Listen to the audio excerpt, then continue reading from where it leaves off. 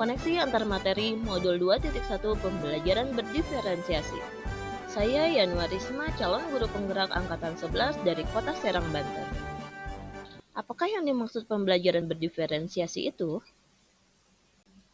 Pembelajaran berdiferensiasi yaitu adalah usaha guru dalam menyesuaikan proses pembelajaran di dalam kelas untuk memenuhi kebutuhan belajar individu setiap murid. Yang pada akhirnya pembelajaran berdiferensiasi bertujuan untuk mendukung semua murid yang berada di dalam kelas. Setiap anak adalah unit yang memiliki kelebihan dan kekurangannya masing-masing. Begitu pula dengan minat, gaya belajar mereka, kebiasaan mereka dalam belajar, pola pikir, dan yang lainnya.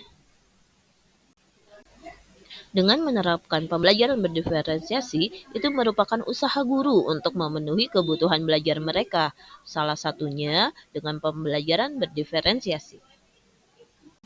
Lalu, bagaimana cara melakukan pembelajaran berdiferensiasi di dalam kelas?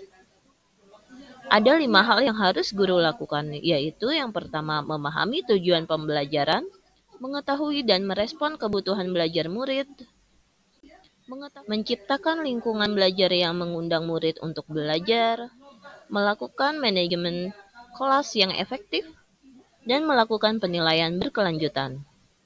Ada 3 kebutuhan belajar murid. Yang pertama adalah kesiapan belajar murid, kedua adalah minat murid, dan yang ketiga adalah profil belajar murid.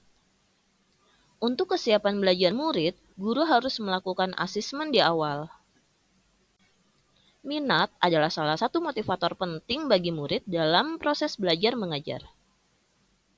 Untuk profil belajar murid, sangat erat kaitannya dengan lingkungan, budaya, gaya belajar, dan kecerdasan majemuk. Dan bagaimana cara mengidentifikasi kebutuhan belajar setiap murid? Caranya yaitu dengan mengamati perilaku mereka, identifikasi pengetahuan awal, melakukan refleksi, melakukan komunikasi dengan guru sebelumnya, membaca rapot pada kelas sebelumnya, dan melakukan penilaian formatif dan diagnosis. Lalu, apa strategi untuk mendiferensiasikan pembelajaran itu? Yaitu dengan melakukan diferensiasi konten, diferensiasi proses, dan diferensiasi produk. Nah, yang pertama adalah diferensiasi konten, yaitu yang berkaitan dengan apa yang kita ajarkan seperti materi, konsep, atau keterampilan yang perlu dipelajari berdasarkan kurikulum.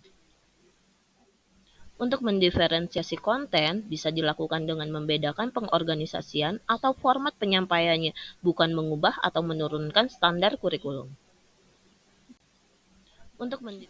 Yang kedua, diferensiasi proses. Kegiatan yang memungkinkan murid untuk berlatih dan memahami atau memaknai konten dengan cara membedakan proses yang harus dijalani oleh setiap murid.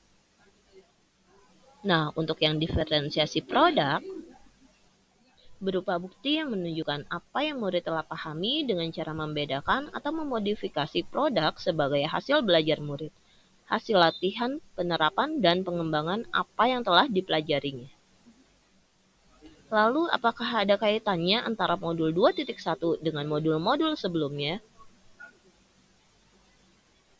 Oh, tentu saja ada. Pembelajaran berdiferensiasi mengacu pada tujuan dari filosofi Ki Hajar Dewantara, bahwa setiap manusia harus merdeka. Menjadikan manusia yang merdeka seutuhnya. Pembelajaran berdiferensiasi juga mengacu pada nilai dan peran guru penggerak, visi guru penggerak, serta budaya positif.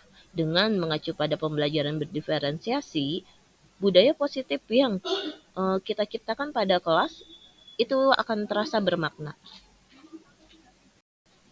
Terima kasih, tetap semangat, dan jangan lupa untuk bahagia.